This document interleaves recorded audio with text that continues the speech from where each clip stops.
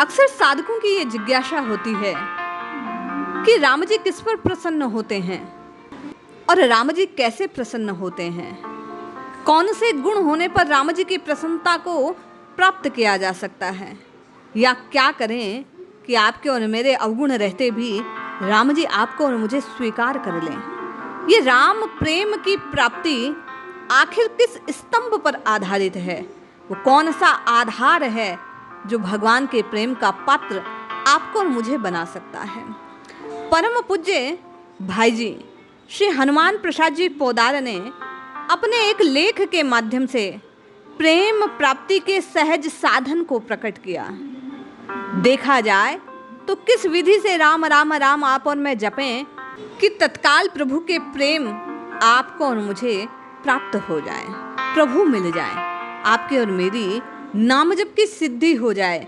क्योंकि नाम जप की सिद्धि यही है कि राम जी के चरणों में अनुराग हो जाए, राम जी में अनुराग हो जाए। पूज्य भाई जी लिखते हैं कि समस्त गुणों से अतीत होना और समस्त गुणों को एक में ही देखना एक बात है। जगत के जितने भी गुण हैं वे सब त्रिगुणमयी प्रकृति के गुण हैं। इन गुणों के द्वारा सबका जीवन आच्छादित है। इन गुणों का यह आच्छादन आवरण दूर होना बड़ा कठिन है। इनके दूर होने का उपाय भगवान ने ही बतलाया। और क्या बताया?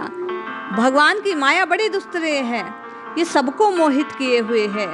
भगवान कहते हैं कि मेरी कृपा से, मेरे शरणापन्न होने पर ये मेरी जो माया है ये दूर हो जाती है। फिर गुणों का जो आवरण है स्वतः नष्ट हो जाता है। कहने का तात्पर्य कि ये जो शरणागति है, शरणापन्न होने का भाव है, ये प्रपन्नता जो है ये राम प्रेम को प्रदान करने वाली है। पूज्य भाई जी विस्तार से इस भाव को प्रकट करते हुए लिखते हैं कि प्रपन्नते का अर्थ है शरण होना, भजन में लगना, भगवान का हो जाना।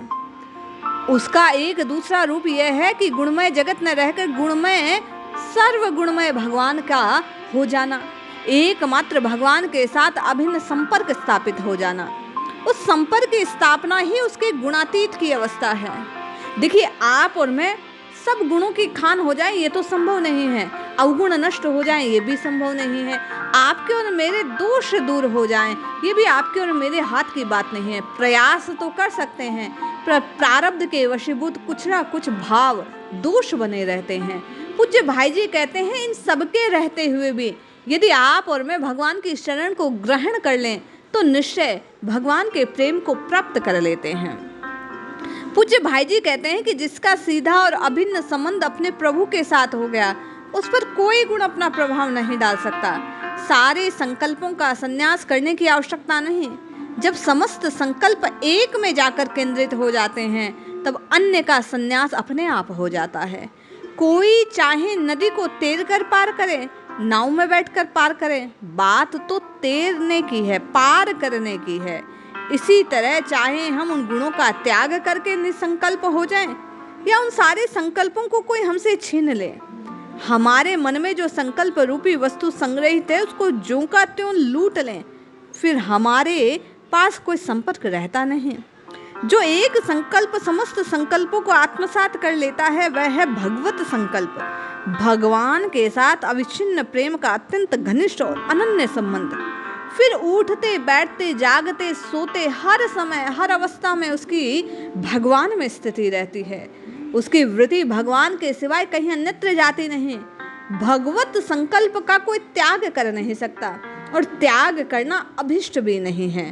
पूज्य भाई जी का भाव है कि यदि आप और मैं एक संकल्प कर लें कि हम भगवान के हैं, भगवान हमारे हैं, और हम शरणागत के भाव से इस मस्तक को प्रभु के चरणों में झुकाते हैं, समर्पित करते हैं, तो निश्चय ये एक संकल्प अन्य समस्त संकल्पों की पूर्ति कर देता है। पूज्य भाई जी कहते हैं कि जगत के सारे संकल्पों का त्याग करने वाला गुणातीत महापुरुष भी ब्रह्म में स्थित रहता है। ब्रह्म तो रहता है, यदि ब्रह्म न रहे तो शून्यवाद आ जाएगा। जैसे गुणातीत महापुरुष का एकात्म भाव से ब्रह्म में स्वाभाविक अवस्थान है, इसीलिए बाहर के किसी प्राणी पदार्थ परिस्थिति में उसकी विषमता नहीं होती, वह सब में सम रहता है। क्यों? इसलिए रहता है कि उसके लिए बाहर की किसी अवस्था की ना तो सत्ता है ना प्रयोजन। इसी प्रकार भगवत संकल्प में एक प्रेमास्पद भगवान रह जाए फिर जगत की सत्ता रहती नहीं, सामने होने पर भी नहीं रहती। अपने आप संकल्प का संन्यास हो गया, जीव का अस्तित्व नहीं रहा, एकमात्र भगवान रह गए। इतना सा अंतर है कि उस गुणातीत में अवस्था जहाँ विशेष ब्रह्म तत्व के साथ एकात्म है, वहाँ अनुभव करने वाला भी नहीं होता।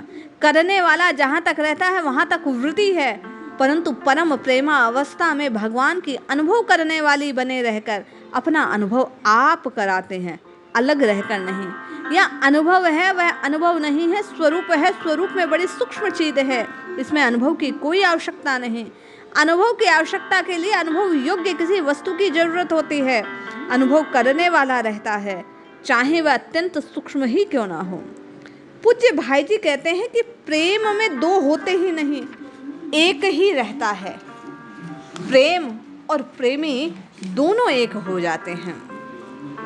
अब तत्वतः यहाँ नहीं है वहाँ नहीं है, फिर तत्वतः पता किसको लगे। यदि दोनों तरफ कहने की चीज है तो वास्तविक स्थिति न रहा न वहाँ। असली स्थिति तो तब है जब वही का वही सत्य है। सत्य एक ही है, दो हो नहीं सकते। इसीलिए लड़ाई झगड़े चर्चा की कोई आवश्यकता नहीं। पूज्य भाई जी कहते हैं केवल एक ही बात है जिसकी भावना हो, उसके अनुसार अपनी अपनी रुचि के अनुसार हम भगवान का अनुभव कर सकते हैं, उनका दर्शन कर सकते हैं। ब्रह्म में भी उनका दर्शन और श्याम सुंदर में भी दर्शन। ब्रह्म भी श्याम सुंदर भी ब्रह्म। परंतु जो श्याम सुंदर के रूप में देखते हैं उनको जगत में व्यापक ब्रह्म नहीं दिखता। उनको जगत में प्रत्येक स्थान पर नृत्य करने वाला मनमोहन, त्रिभंग शेखर, परम ललित, परम सुंदर, मुनि मनमोहन, नाचता हुआ उछलता हुआ वह परम सुंदर सौंदर्यमय श्याम सुंदर दिखता है। वहाँ पर शांतानंद है, वहाँ पर उछलता हुआ आनंद, नाचता हुआ आनंद। आनंद केवल शांत रहे, वह कभी नृत्य न करे, केवल नृत्य करता रहे, इसमें शांति ना आए, ऐसा हो नहीं सकता। पूज्य भाई जी लिखते हैं कि समुद्र अपने में अतल तल में अत्यंत निष्पन्द गंभीर रहता है, स्पंदन नहीं होता, परंतु तरंगों का उच्छ्वास न हो तो समुद्र की शोभा नष्ट हो जाती है। वे तरंगे समुद्र के अतिरिक्त अन्य कोई चीज नहीं। भक्त की भाषा में शंकराचार्य कहते हैं, हे नाथ, वस्तुतः मुझ में और आप में भेद नहीं, तथापि मैं ही आपका हूँ, आप मेरे नहीं, क्योंकि तरंग ही समुद्र की होती है, समुद्र तरंग का नहीं हो सकता। भगवान, आप में और मुझ में भेद का अभाव है, परंतु त्वाहम, हम तुम्हारे हैं। कैसे कहें कि तुम हमारे हो, ये भक्त के भाव की भाषा है। पूज्य भाई जी कहते हैं कि भगवान में उच्छ्वास हो, उछलना भी हो, शांति भी हो। जैसे जगत में व्यापक विचार दृश्य से ब्रह्म को देखने वाले बुद्धि के अत्यंत सूक्ष्म को दागते हैं, दृश्यते सूक्ष्म दर्शन करते हैं। आप और मैं केवल ये बात जाने कि बहुत जन्मों के बाद एक जन्म ऐसा होता है जिसमें अर्थार्थी, आर्त, जिज्ञासु, गाने, भजने वाले ज्ञानी भक्त सब में व्यापक सर्वत्र उस श्याम सुंदर को, वासुदेव को देखकर भजन करते हैं। माम प्रपत्ते, मैं जो वासुदेव सर्वत्र व्याप्त हूँ, सब में फैल रहा हूँ, सब में वासुदेव के दर्शन करने के भाव से जो ज्ञानी भक्त भगवान कहते हैं मुझको बहुत जन्मों के बाद भजता है, वह सुदुर्लभ है। सब में वासुदेव को देखने वाला, समझने वाला महात्मा दुर्लभ है, लेकिन ऐसा भक्त सुदुर्लभ है क्योंकि वह भक्त, उसमें सरलता है। पूज्य भाई जी कहते हैं ज्ञानी बनने से अधिक भक्त होना श्रेष्ठ है। नहीं सुहाए जग की बातें, एक दिलबर की चर्चा होती। एकमात्र दिलबर प्राण प्यारे की चर्चा हो तब तो अच्छी बात है। आप और मैं अक्सर प्रश्न करते हैं कि नाम किस विधि से जपा जाए, और बार बार संत कहते हैं कि विधि की प्रधानता नहीं है, तो क्या प्रधान है? भाई जी कहते हैं भाव की प्रधानता है, जीव के इस विश्वास की प्रधानता है कि मैं भगवान का हूँ, भगवान मेरे हैं, मैं आपकी शरण में आकर आपको भजता हूँ। हे नाथ, हम तुम्हारे हैं, हे नाथ, मैं आपको भूलूं नहीं। ये बातें यही प्रधान हैं। इन्हीं को जो याद रख ले, मान ले, अपना ले, विश्वास कर ले, इन्हीं के भरोसे जो नाम जपता है, संत कहते हैं वही पूर्णता को प्राप्त होता है। एकमात्र दिलबर प्राण प्यारे की चर्चा हो तब तो अच्छी बात है, अन्य कोई बात प्रेमियों को अच्छी लगती ही नहीं। ऐसी बातें जो बड़े वैज्ञानिक, आत्मदर्शी, विद्वान, विवेचक हैं उनके दृष्टि में बहुत तुच्छ हो सकती है, परंतु प्रेमियों की प्रेम चर्चा में प्रेमास्पद की जूती की कोई बात आ जाए तो भी उन्हें बड़ी सुखदायी नहीं लगती है। अपने प्रेमास्पद के जूती की महिमा कहने लगते हैं। कैसी जूती उनके पैरों में रहती है, उनके चरण कमलों का स्पर्श पाती है, ये कितनी दिव्य होती है। तुलसीदास जी कहते हैं, जिनके मुख से नाम निकलता है, जो राम नाम गाता है, उसकी जूती के लिए मेरे शरीर का चमड़ा ले लिया जाए, कितनी ऊंची बात।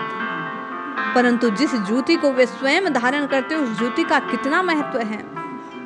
पूज्य भाई जी का भाव है कि जिसके चरण स्पर्शित एक एक रजकण की इतनी महत्ता है, उस चरण कण की प्राप्ति के लिए बड़े बड़े ऋषि मुनि तपस्या करते हैं, प्रयत्न करते हैं उन्हें मिल जाए। फिर उनकी जूती की कितनी महिमा है। वे प्रेमास्पद भगवान हैं, इसमें प्रेमियों को कोई मतलब नहीं होता। उनका मतलब केवल इस बात से है कि वे हमारे प्रियतम हैं, वे हमारे हैं, भगवान मेरे हैं, राम जी मेरे हैं, मैं श्री कृष्ण को अपना मानता हूँ।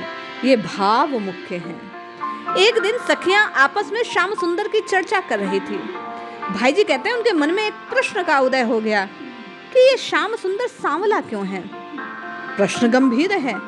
एक सखी ने कहा, इनके घर वाले सभी गोरे रंग के हैं, नंद बाबा गोरे, यशोदा गोरी, रोहिणी जी गोरी, दाऊ गोरे, नंद उपनंद आदि सबके सब गोरे, फिर हमारा ये श्याम सुंदर नील वर्ण का कैसे हो गया। दूसरी सखी ने कहा, ये तो सीधी सी बात है, कोई खास बात नहीं, इसका तत्व तो हम लोग जानती हैं। उसने कहा, कैसे हुआ मुझे बताओ। वह बोली, कजरारी आँखियन में बसे रहत दिन रात, प्रियतम प्यारो हे सखी ताते सावर गात। अरे काजल भरी आंखों में दिन रात बसता है, तभी तो आता जाता नहीं, बसो रहत दिन रात, यहाँ से कभी निकलता नहीं। इसलिए हे सखी, हमारे काजल का लग लग के इसका रंग काला हो गया। अब बुद्धिजीवियों का मस्तिष्क देखता है भगवान तो यहाँ पर, परंतु प्रेमियों की आंखें अपने प्रियतम को देखती हैं। उनकी आंखों के सामने जो आ गया वह श्याम सुंदर। हमारी आंखों में क्या दिखता है जो सामने है। दर्पण के सामने की वस्तु का प्रतिबिंब दर्पण में दिखलाई देता है, इसीलिए हमें कभी आग दिखता है, कभी घोड़ा, कभी मकान, कभी वस्तुएं। हमारी आंखों में कभी घोड़ा बस गया, कभी मकान बस गया, कभी आदमी, कभी वस्तु। लेकिन कभी ऐसा जादू हो जाए कि श्याम सुंदर के सिवाय कुछ दिखाई ना दे। जित देखो तित श्याममयी है। पूज्य भाई जी कहते हैं कि एक बार शरणागत हो जाने पर वही दिखते हैं, फिर कोई और दिखता नहीं। नेत्र परिमार्जित हो जाते हैं, इतने सुंदर हो गए कि प्रकृत आंखों में अप्राकृत भगवान आकर रच बच जाते हैं। जिन आंखिन में वह रूप बसे उन आंखिन में फिर देखिए क्या। जिन आंखों से भगवान नजर आ जाते हैं वे श्याम सुंदर नजर आ जाते हैं। इसलिए भाई जी बारंबार कहते हैं कि शरणागति यदि वास्तव में हृदय से आ जाए कि हम राम जी के हैं, राम जी हमारे हैं, हम उनका ही एकमात्र आश्रय स्वीकार करते हैं, तो निश्चय जानिए प्रेम की प्राप्ति में, भगवान के नाम की रटना के सार्थक सिद्ध होने में, क्योंकि साधन सिद्ध राम पगने हो। राम जी के चरणों का अनुराग ही साधन की सिद्धि का स्रोत है, संकेत है, और वह प्राप्ति केवल और केवल शरणागत के भाव से हो सकती है। इसलिए जपिए, रटिए, पुकारिए, शरणागत के भाव से पुकारिए, निश्चित प्रेम की प्राप्ति होगी। राम जी हमारे हैं, हम राम जी के हैं, ये भाव पुष्ट होगा। जय श्री हरि।